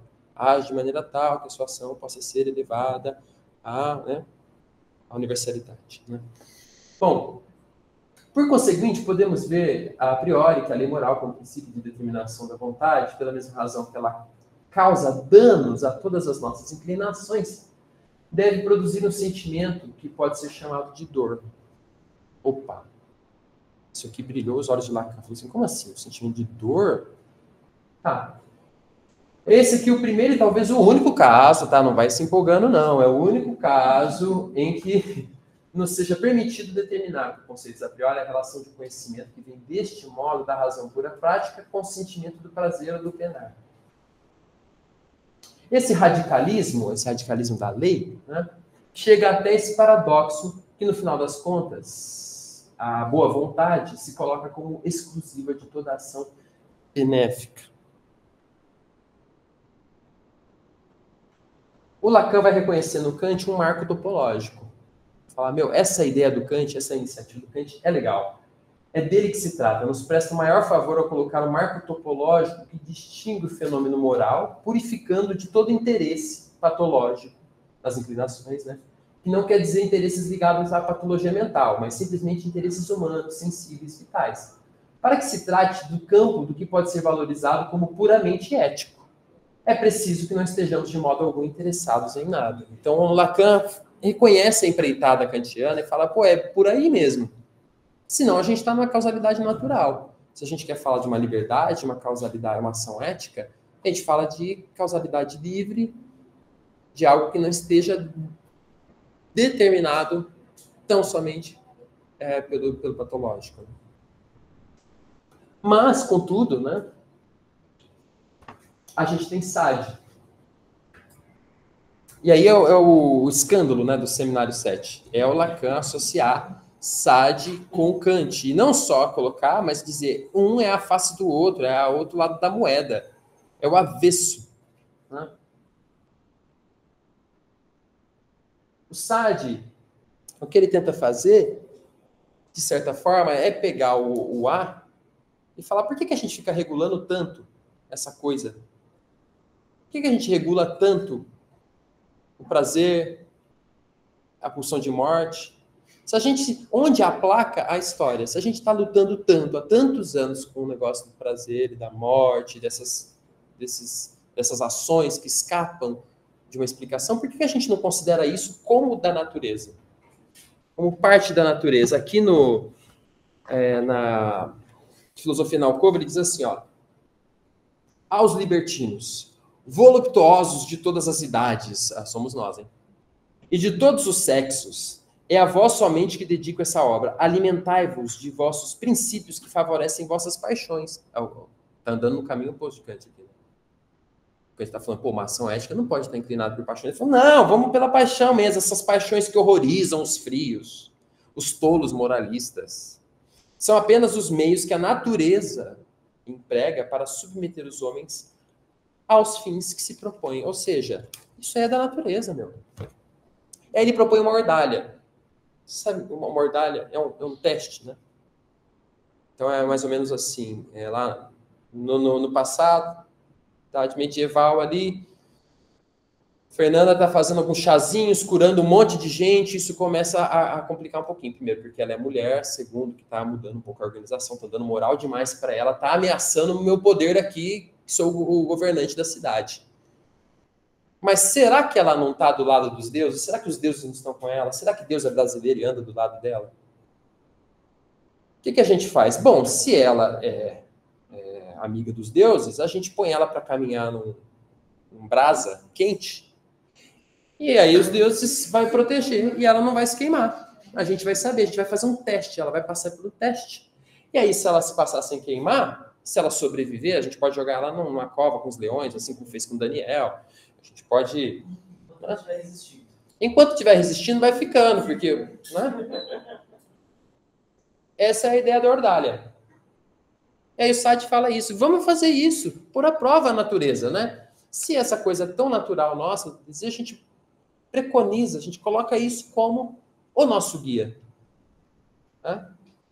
a ideia parece boa, que é uma tentativa de ultrapassamento naturalista do desejo. Deus, como autor da natureza, é intimado a dar conta das mais extremas anomalias, exigência, que nos é proposta pelo Marquês de Sade. Aquele que se submete à ordalha encontra no final das suas premissas, ou seja, o outro, diante do qual essa ordalha se apresenta, o juiz, no fim das contas, da dita cuja. Ele está dizendo, o outro, lembra que a hipótese dele, a tese dele era que a lei moral está aqui no outro. Mais para frente a gente vai ver que isso aqui, na verdade, não tem uma lei. É, na verdade, a gente que se relaciona com o outro, que enxerga ali o que queres de mim. O que queres, né? Direciona ele uma demanda. Bom, isso vai nos levar para onde? Será que seria possível pensar um Sade kantiano? Se é eliminado da moral todo elemento de sentimento, de modo extremo, o mundo sadista é concebível. Mesmo que ele seja seu avesso e sua caricatura, como uma das efetivações possíveis do mundo governado por uma ética radical, pela ética kantiana, tal como ela se inscreve em 1788. O que ele está dizendo? Se a ideia é pôr de lado as inclinações, lá no Sade, ele começa com essa tentativa de ultrapassamento naturalista, né, falando aos libertinos, mas mais para frente na filosofia da Alcova a gente vai ver que não tem nada de legal nisso. Né? Se trata, na verdade, não de uma festinha que você faz e fala, tô cansado, vou para casa dormir, daqui a pouco eu volto para continuar essa suruba. Não, o bicho pega, você não pode parar. Você tem que ir ao esgotamento. Daí vem a referência, uma boa leitura, que eu estou ainda nela, não terminei, do Francisco Boca, colega do professor Daniel, que trabalhou essa ideia do Sade como sistema entrópico, né? A orgia sadiana como sistema entrópico, que tende ao esgotamento. Pô, aonde que está esse esgotamento, hein? Onde será? Poxa, a gente acabou de ver aqui o mortífero, né, da coisa. Aqui, ó, essa aqui a gente chama de fantasia. Desse lado aqui a gente tem um sujeito dividido pela lei, né, ou deveria. Aqui, esse símbolo aqui, a fantasia, e o objeto pequeno A que será lá na frente, tá? Que é o Dasding. Vamos pensar, chamar ele de Dasding por enquanto, a coisa. O que é a coisa? Eu não sei o que é a coisa. Como eu não sei exatamente o que é a coisa, eu invento história. Eu não sei exatamente o que é que a Fernanda tem, mas daí eu vou falar, não, é porque ela me tratou de um jeito assim como ninguém me tratou antes. Ah, não, é porque é inteligente e tal, e eu tenho essa coisa com pessoas inteligentes e tal, por isso que tal. Ah, porque a gente combina, ela é do mesmo signo que o fulano de tal, que combina com o meu signo. A gente inventa fantasias aqui, ó, para ficar com essa brincadeira de aproximação do Dasding. Se eu me aproximo demais, eu corro o risco de pegar fogo. O Lacan vai trazer um exemplo mais para frente da coceirinha, né? Você vai coçando assim a feridinha, daqui a pouco tá gostoso, daqui a pouco você arranca a pele e tá com um galão de gasolina e se queima, assim. Então, aqui tem algo de mortífero. Queimado. Tem uma coisa assim que te leva ao extremo. Que é a coisa do mortífero, né? Pode parecer caricato, acho que a gente poderia se demorar mais aqui. Mas é real, também tem esses casos. Tem esses casos, Bom, aí o que o Sade faz? O Sade faz uma perversão. Ele fala, não tem por que a gente tem que ficar submetendo a lei? Essa neurose do Kant, essa coisa, age de maneira tal que a sua ação possa ser elevada. Tipo, pô, ninguém merece. Você vai para uma aula, você tem que pensar se isso pode ser elevado e tal. É neurótico isso aí, meu. Você não acaba nunca tende, fica uma relação neurótica com a lei que chega a ponto de te humilhar, de suprimir as suas vontades, de você sentir até uma dor. No limite, no Kant, você sente uma dor, como a gente viu, né? A gente encontra uma dor que humilha, que constrange. Aqui o Sade vai falar, a gente não precisa disso, meu. Ó, tira essa fantasia que a gente tira, a gente faz um pulo aqui e cobre esse Azinho aqui, ó. Achei o A. O que é o A? O A é o outro. Faz dele o que você quiser, entendeu? Se o outro, essa coisa que o outro tem, vai lá e descobre o que ela é. De repente essa coisa está dentro do outro, você vai por baixo dele e entra nele. Mas vai a fundo. Enquanto você não achar isso aqui, você não para. Você esgota. Vai até o fim. O que é isso? É uma perversão? Não tem a lei. Eu faço a lei. O Lacan vai falar, bom, ele vai por esse caminho. Mas, no fundo, o que ele encontra aqui, o que é senão a dor? A dor de si mesmo e a dor do outro. Se lá no Kant a gente essa ideia de submeter a lei pode chegar a tal ponto de sentir uma dor, pode chegar a tal ponto de ser humilhado, constrangido, aqui também a gente encontra a dor. Olha só, duas coisas semelhantes aí, né? No fim, acabo, no limite, a dor. Tanto em Kant quanto em Sade. Em Sade, você coloca de fora as suas inclinações, não é fazer coisas gostosinhas, é o imperativo do gozo. O Lacan vai colocar como um imperativo do gozo, né? Em suma, Kant tem a mesma opinião de Sade, pois para atingir absolutamente das línguas, atingir absolutamente, para abrir todas as comportas do desejo que Sade nos mostra no horizonte, essencialmente a dor de outro, igualmente a dor do próprio sujeito. Pois são, no caso, apenas uma, aqui foi mal, hein? Só e mesma coisa. Bom, gente, eu não vou me deter aqui para a gente conseguir finalizar, né? Mas lembrando, é a leitura do Lacan, tá? Acho que, enfim, merecia a gente se deter um pouquinho mais aqui. Bom, Aristóteles, Kant, Lacan falou, pô, essa filosofia ocidental, essa tradição não está dando conta, né, da ética da psicanálise. Não é por aí. Onde eu vou buscar isso? Eu vou buscar anterior ao Logos. Pô, anterior ao Logos é meio pesado. Não, anterior a essa mania de organizar o mundo a partir das Vorstellungen. Essa mania de dar nome a tudo, de explicar tudo. Essa mania aristotélica, essa mania socrática, essa coisa de filósofo. Vamos organizar, vamos nomear essa coisa aqui. Antes disso, o que tinha, será, hein? O que havia 5 séculos antes? A tragédia. A tragédia de Sófocles, a trilogia de Sófocles, né? Édipo, Colona, Édipo, Rei, Antígona. Édipo, Rei, Édipo, Colona, Antígona. Isso, obrigado. Aí ele vai lá buscar em Antígona. Ele vê em Antígona algo que talvez possa contribuir para se pensar uma ética da psicanálise. Temos agora o dever de entrar nesse texto de Antígona buscando outra coisa que não seja uma lição de moral. Porque de lição de moral a gente está bem servido, né? Grandes nomes. Aristóteles, Kant. Sem falar dos utilitaristas, Bentham, né? Que ele também passou por aqui, mas não vou fingir que... Sem falar daquela que não aparece exatamente, que é talvez a ética do Spinoza. Sem falar do Hegel, enfim. Antígona nos faz com efeito ver o ponto de vista que define o desejo. Isso aqui é forte. Ele está falando, pô, essa mina aqui, o objeto A está lá. Ela tem algo a nos ensinar. Acredita-se ter se dito bastante quando se faz a justiça ou dizer dos deuses. Não disse grande coisa, certamente sobre um outro campo que Creonte, como um inocente, transborda. Observe que sua linguagem é perfeitamente conforme ao que em Kant se chama conceito de Begriff do bem. É a linguagem da razão prática. Bom, aqui a gente precisaria ler Antígona, né?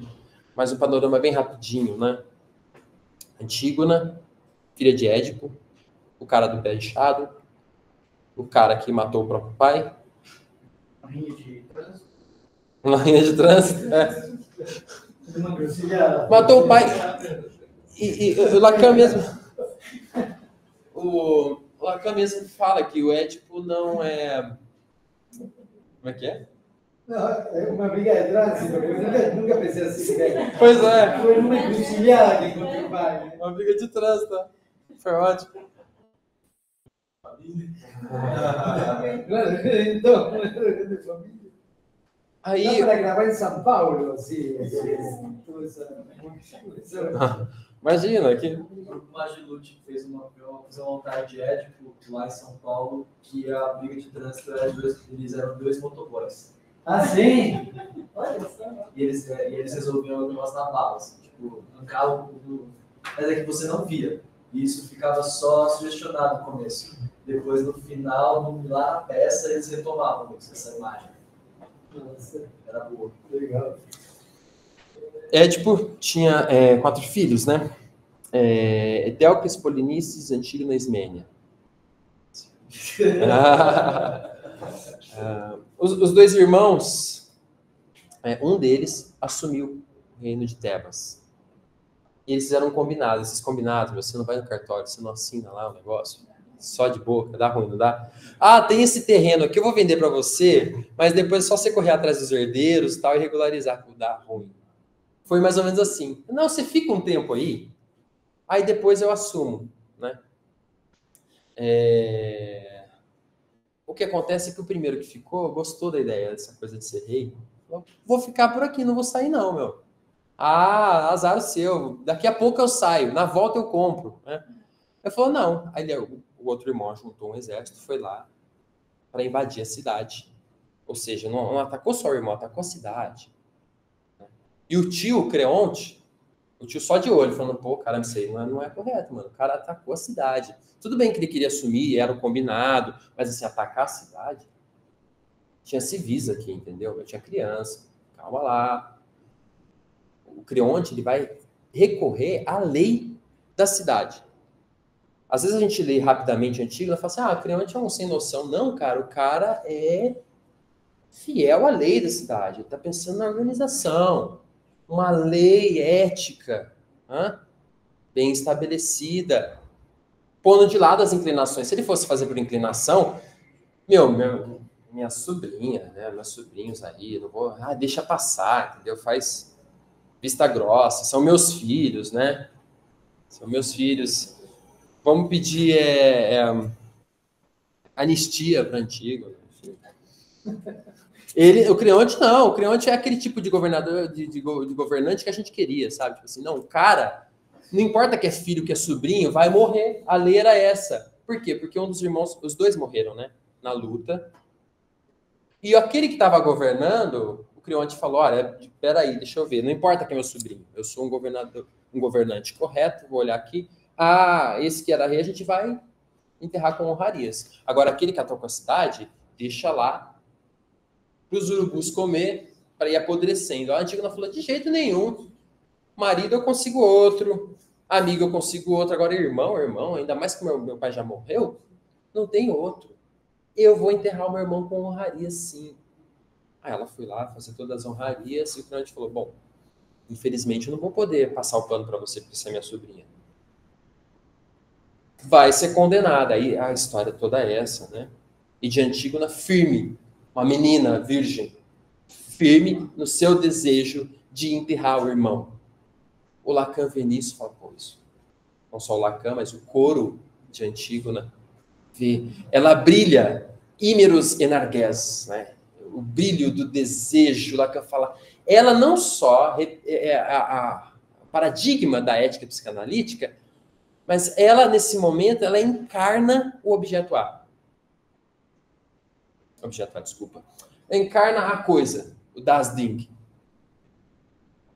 Esse desejo decidido dela não é uma coisa assim que você vê e fala, poxa, não causa nada em mim. Ela causa algo em você. O coro via isso, o coro observava o desejo decidido, o desejo em ato. E aí, se você não entende, é o que eu estou procurando entender agora com o livro da Ingrid Borsats, e um pouquinho na conversa com o Guilherme também, falando o que é a tragédia. A gente vê tragédia como se fosse um hashtag no Netflix, né? Você quer assistir o que hoje? Eu quero assistir drama, tragédia, romance e tal. A tragédia tinha um lugar, a tragédia ática tinha um lugar na polis, uma maneira que acontece que para nós, na contemporaneidade, é difícil de compreender. E é isso que a Ingrid Borsats, no livro dela, Antígona, vai tentar nos aproximar da tragédia como ato. Então, isso, Lacan chama atenção para isso também. Em Antígona, não se trata de um paradigma que você entende. Entendi. Então, todo mundo que ficar muito persistente com uma coisa, né? Teimosia. Ou seja, a ética da psicanálise, qual que é a ética da teimosia? Pode ser também. a ética da teimosia, ou então, o que a Antígona fez? A Antígona foi uma passagem ao ato. Uma passagem ao ato.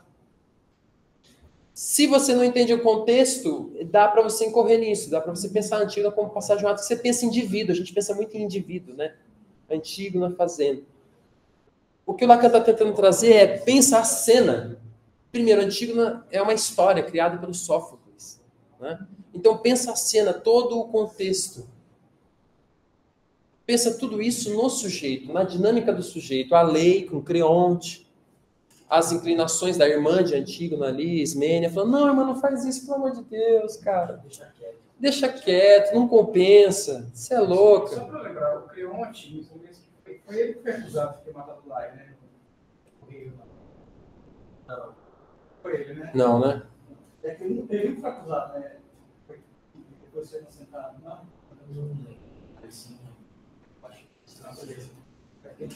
Então, a Antígona vem como um paradigma ético da psicanálise.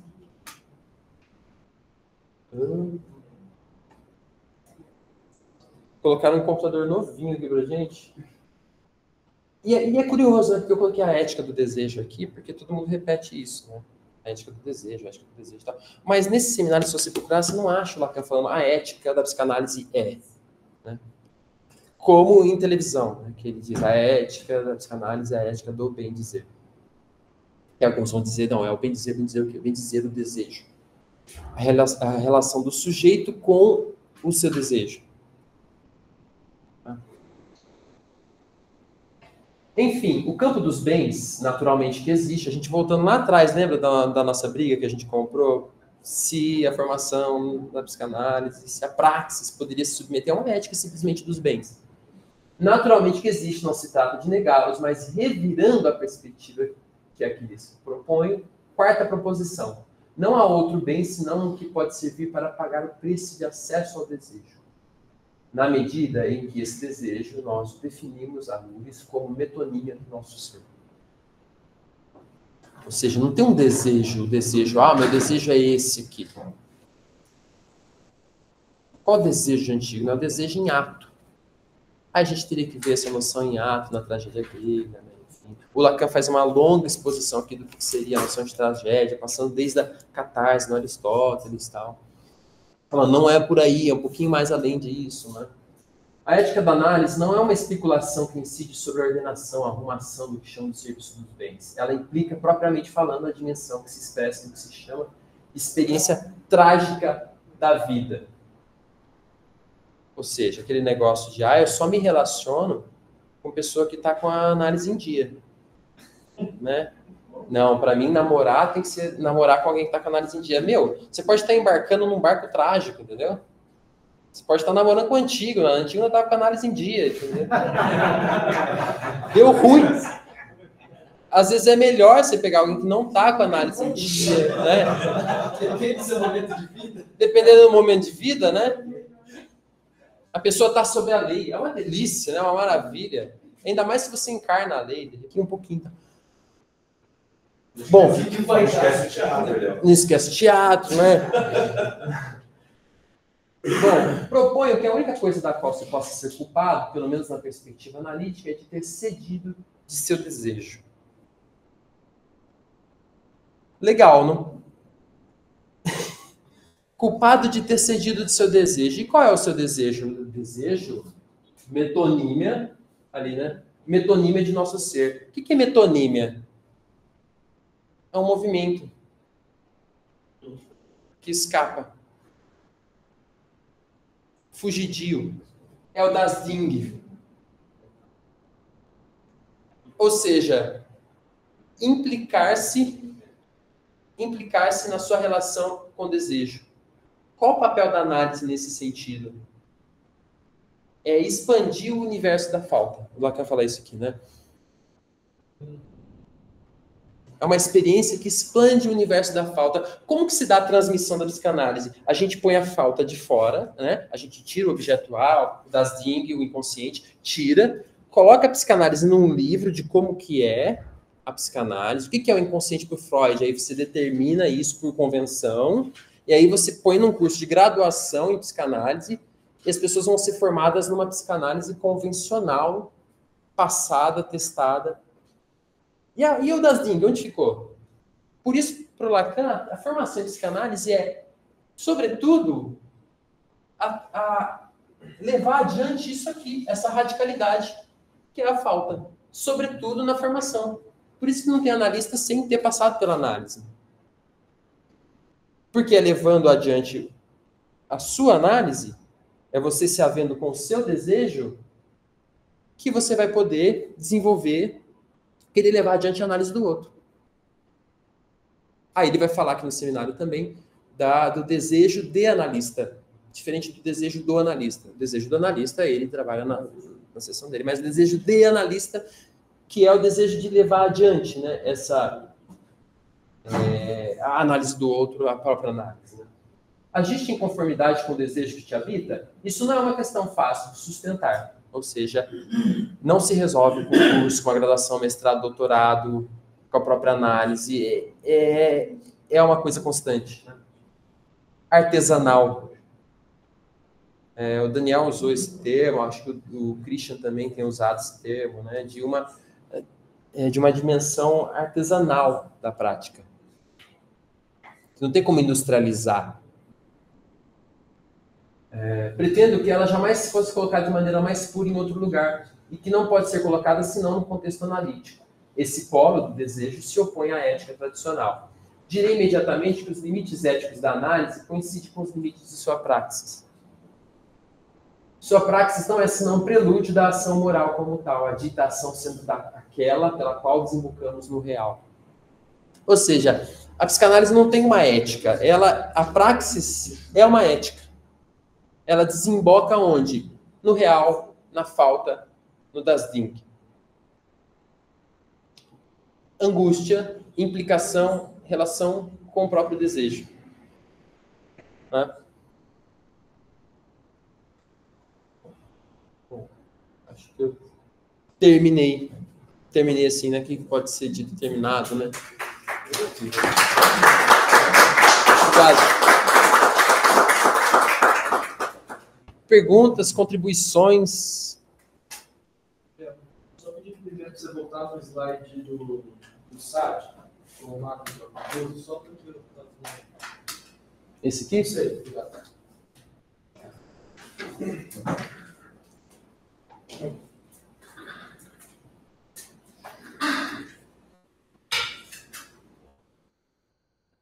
O Lacan vai elaborar bem mais essa relação de Sade, Kant com Sade, no texto, lá nos escritos, né? Kant com Sade. Kant avec Sade. É bem mais complexo, assim, né? Mas vale muito a pena a leitura para quem se interessa, né?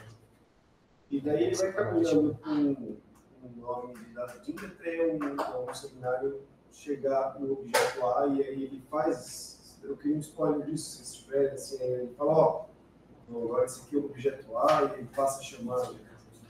O próximo seminário, acho que ele vai, aí no 8, que ele vai trazer a coisa galmática, o discurso de Alcebiades. Eu acho, o Daniel pode confirmar, talvez, não sei, que o das Ding vai aparecer, o objeto A, propriamente dito, vai aparecer no seminário Angústia. No 10. Mas ele tem uma diferença, né? uma passagem, o das Ding é o que lhe permite a Lacan, como bem colocou, ele fazer aparecer o A. Na verdade, ele já vem falando desse matema, ele escreve isso, Lacan escreve aquilo que chama matema, esse barrado função de A. Lacan escreve isso nos seminários anteriores e não tem muita ideia do que está fazendo. E vai dando forma, de algum modo, a esse matema.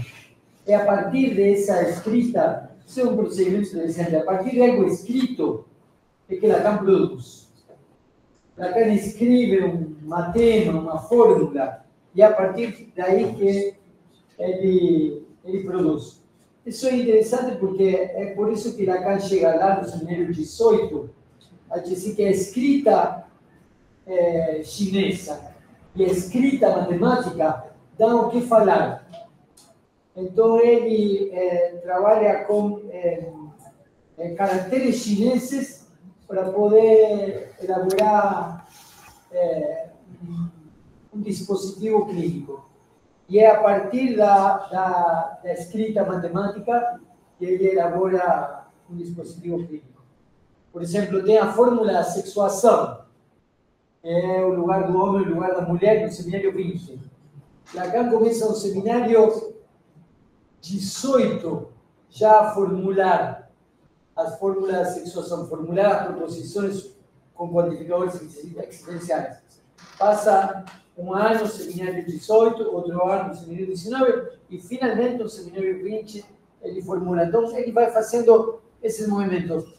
Ele tem razão que aqui aparece o A dessa forma, esse das DIN, aponta para esse A. O seminário 8 é a transferência, e a transferência está baseada na noção de Agalman, e outra vez o A de Agalman tem aí uma importância decisiva para poder ir conformando essa noção de A. No seminário 9 vai trabalhar a identificação, então vai trabalhar o sujeito, para depois, na angústia, retomar a noção de A. E aí a noção de A tem objetos parciais. As fezes, o olhar, enfim. Aí, o ano que vem, nós vamos trabalhar o seminário 10 de manhã e de noite, talvez o ano inteiro, para poder examinar, porque o seminário 10 abre para antes, tem que ir retomando isso e abre para cima. Olha o que quando Eliel perguntou onde que estava, Eliel mostrava o que se repete. Isso que é bem interessante, o trauma. O que a gente está repetindo é o trauma. O núcleo duro, real, do que nós repetimos, é o trauma. Então, nós repetimos isso porque no trauma é que gozamos. Por isso é que repetimos. Repetimos porque nesse trauma gozamos. E ao mesmo tempo mascaramos com sintoma e ao mesmo tempo mascaramos com elementos de identificação. O trauma ele afirma a nossa identidade também, né? Quando a gente tem contato com ele, tem essa repetição e esse gozo, ele meio que afirma então, o que a gente é. Me parece que o trauma, pelo menos em termos lacanianos, podemos dizer assim, é aquele real que não pode ser dito. E a identidade é toda essa borda com elementos de identificação, de memória, de resgate de grupo, de classe social. Se eu pensasse no trauma, a guerra. Então, a guerra não é propriamente um trauma, mas tem traumas de guerra. E aí tem um livrinho que está publicado em português sobre os traumas de guerra, que eu acho que vai te interessar isso. Se eu pensar assim, a sociedade como um indivíduo, existe essa repetição da guerra e a gente vê nessa repetição um gozo também, e a manutenção de uma identidade. Eu não conseguiria pensar a própria guerra em si, não individualmente, ou os casos que acontecem, mas... A guerra como real. Como real que a gente entra em contato e que a gente se afasta, mas a gente busca também. A guerra é o das Dink aí, ao qual a gente chega e volta. Isso que é a guerra. Né? Mas é interessante, estávamos na mesa do bar diferenciando entre guerra e assassinato. Né? O que acontece no Brasil não é propriamente uma guerra. Aqui não tem... Guerra é quando um ataca, outro defende. Aqui não tem um atacando e outro defendendo. Aqui tem um assassinando.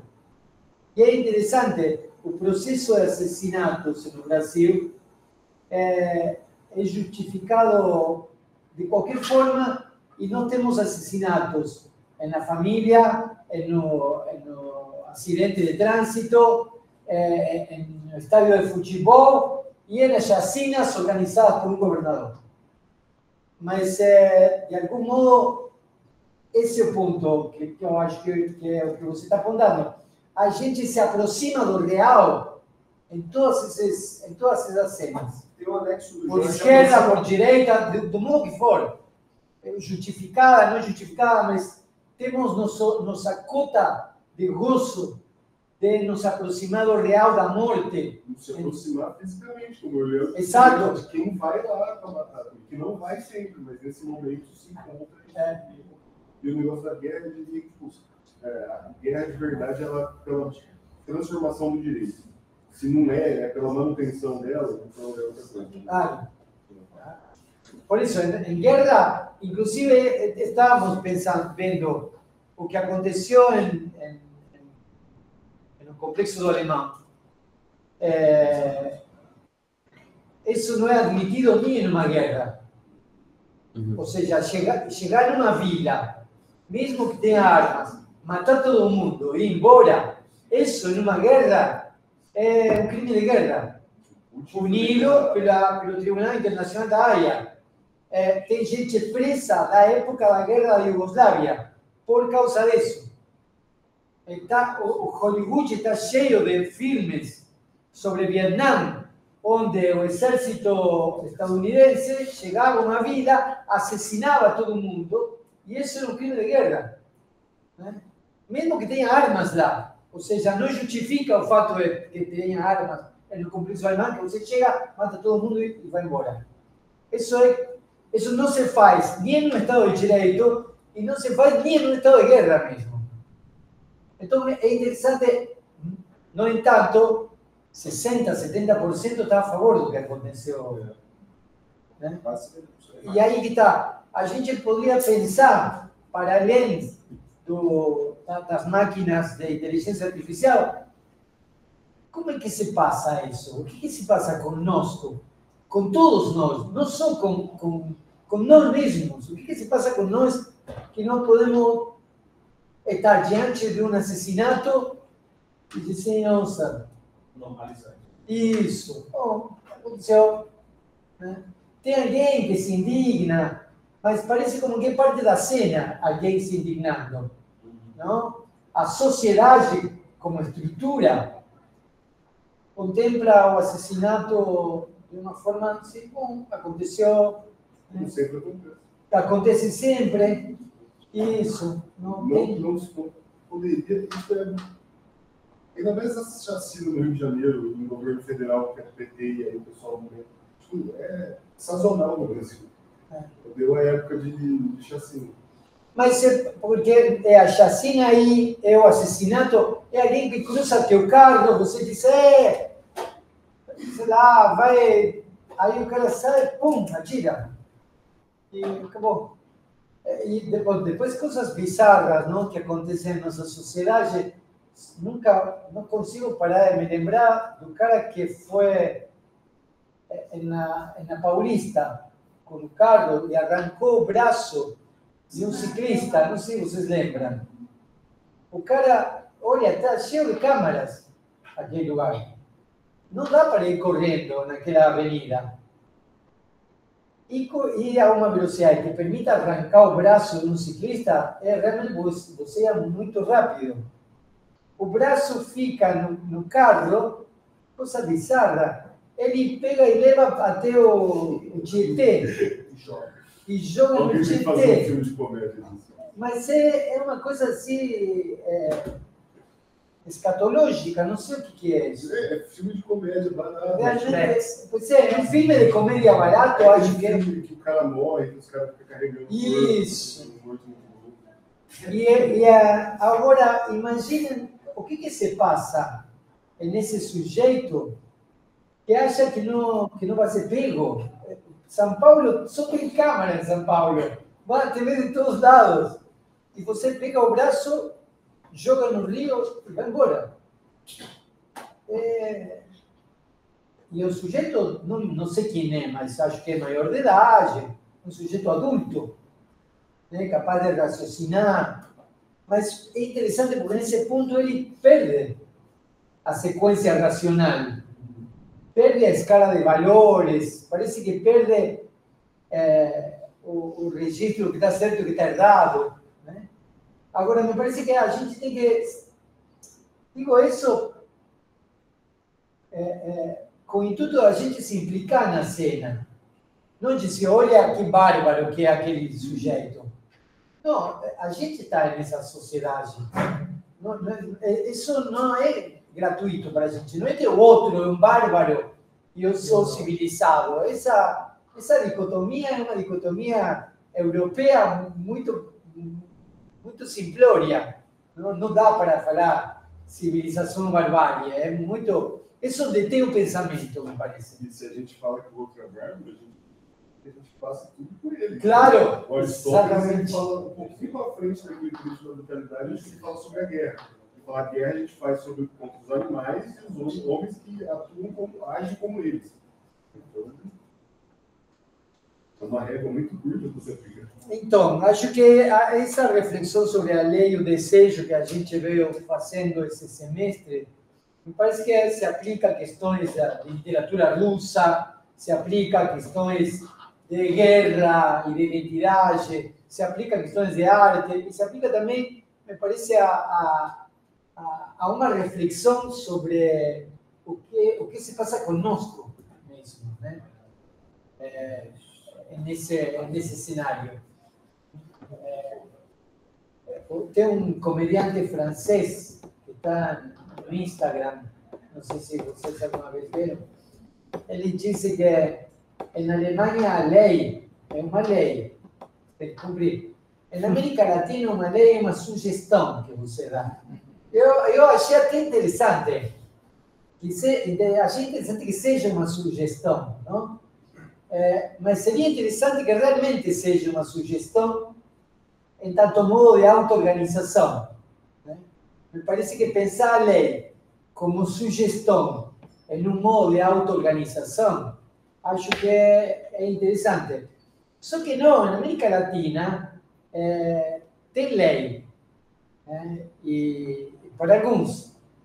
E para outro tem um estado de exceção. Esses alguns os que tem toda a lei nenhuma. Tipo, eles só têm acesso aos extremos da lei. Não é a falta completa ou ao máximo. Eles são um exemplo. Assim. Enfim, vamos parar por aqui. Então, agradecemos o Eliel pela colaboração. Foi excelente, Eliel. Muito obrigado. Eliel fica à disposição de vocês para qualquer sugestão, pergunta. Super. Já é meio-dia, então a gente vai se ver quem vier amanhã para o Heinrich, porque a próxima semana a lei o desejo